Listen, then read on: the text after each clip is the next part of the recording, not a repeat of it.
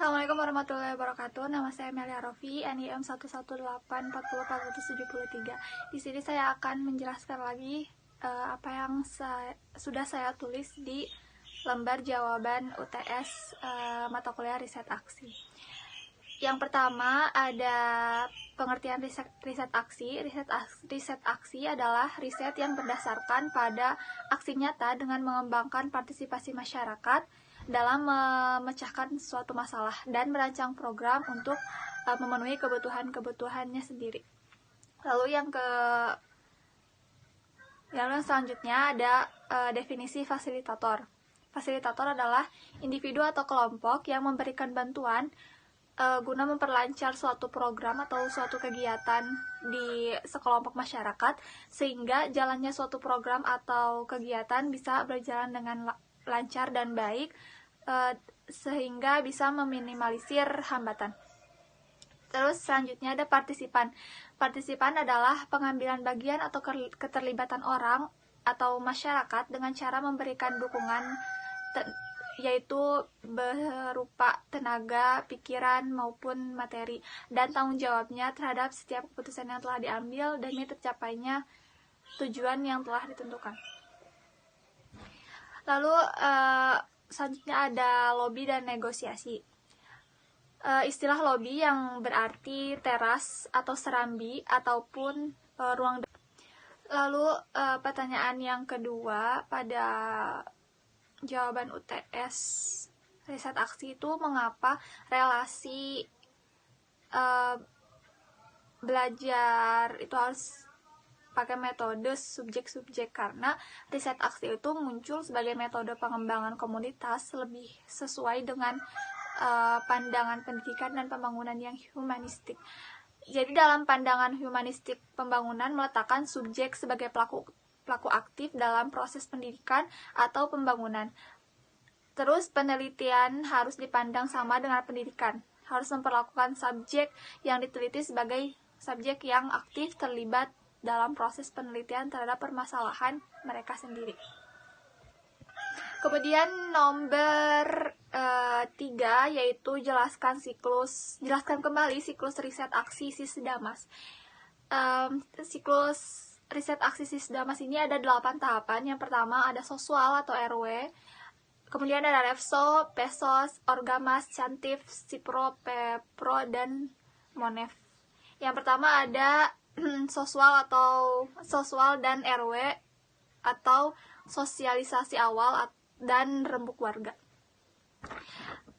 Sosialisasi awal ini dilaksanakan pada pertemuan formal pertama oleh masyarakat sebagai hasil transek dan observasi peserta. Lalu rembuk warga ini merupakan proses upaya mendorong masyarakat agar melaksanakan penyepakatan bersama untuk melaksanakan program pemberdayaan masyarakat bersama peserta PLT, KKN, atau PKM. Sisdamas juga secara lisan dan tulisan. Lalu di sini ada tahapan soswal. Yang pertama ada observasi dan transek.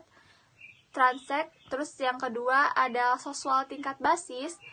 Kemudian yang ketiga ada soswal tingkat desa.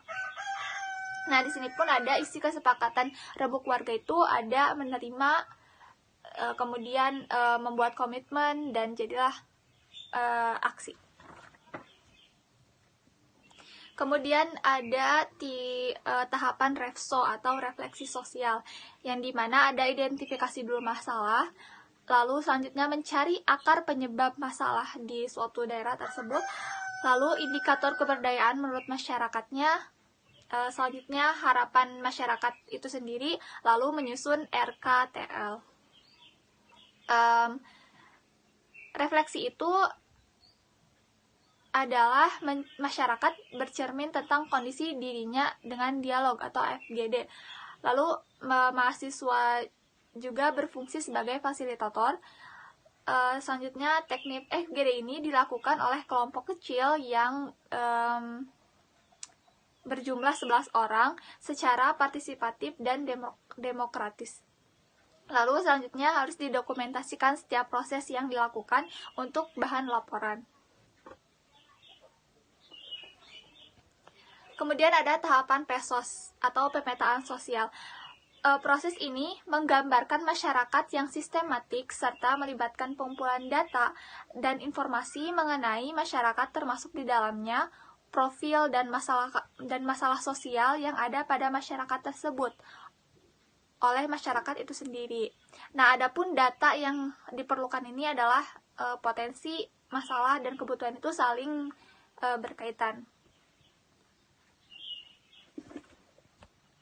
Lalu ada tahapan orgamas atau pengorganisasian masyarakat. Di antaranya adalah memilih organisasi yang relevan, kemudian identifikasi tokoh kunci, kemudian menggerakkan orgamas, lalu membangun komitmen pemberdayaan, yang terakhir menyusun rencana kerja tindak lanjut. Apa sih orgamas itu? Orgamas itu adalah organisasi masyarakat warga yang dibangun bisa bersifat organik, berbentuk paguyuban atau perhimpunan, atau memanfaatkan organisasi atau lembaga yang sudah ada di masyarakat, seperti lembaga pemberdayaan masyarakat desa atau LPMD, Majelis Ulama Indonesia atau MUI, DKM, PKK atau Karang Taruna, dan lain-lain.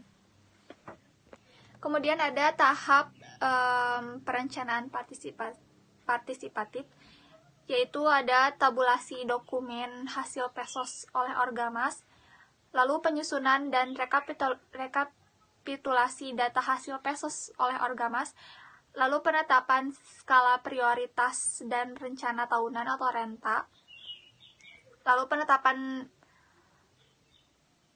PJ kegiatan jangka pendek, yang terakhir menyusun rencana kerja tindak lanjut.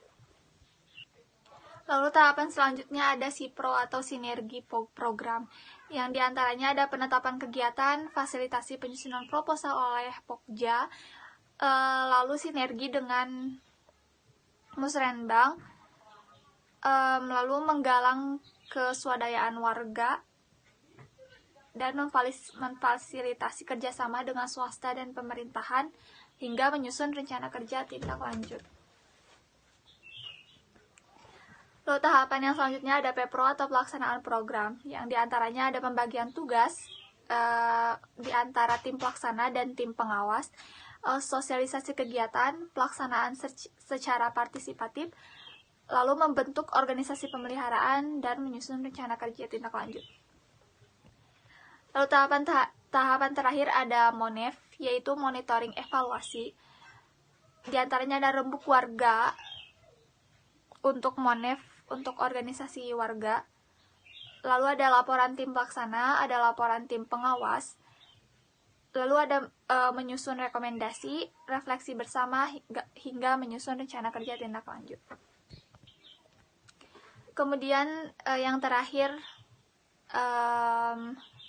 jawaban nomor 4, yaitu menceritakan kembali atau menganalisis kisah Nabi Yusuf alaihissalam pada film yang telah saya tonton dalam perspektif pemberdayaan. Nah, dari kisah Nabi Yusuf alaihissalam ini dapat disimpulkan bahwa Nabi Yusuf ini selalu bersabar dalam menyampaikan kebenaran, yaitu pada saat ditipu daya oleh saudara-saudaranya sendiri, lalu diuji dengan kemakmuran dan kekuasaan yang mutlak di tangannya.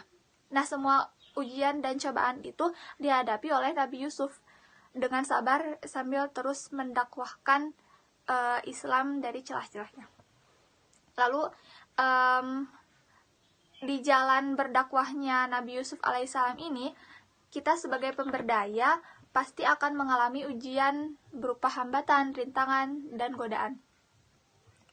Lalu film ini juga menanamkan pelajaran kepada kita yang sangat berharga khususnya bagi para pengemban dakwah, bahwa harus tetap waspada pada setiap godaan dunia, harus mempersiapkan atau memperkuatkan sikap ihsan. Jangan sampai mengalami disorientasi dalam kehidupan. Dengan demikian perlu melakukan takziyatun nafs sehingga berkesinambungan agar tidak mudah tergoda oleh dunia. Terima kasih.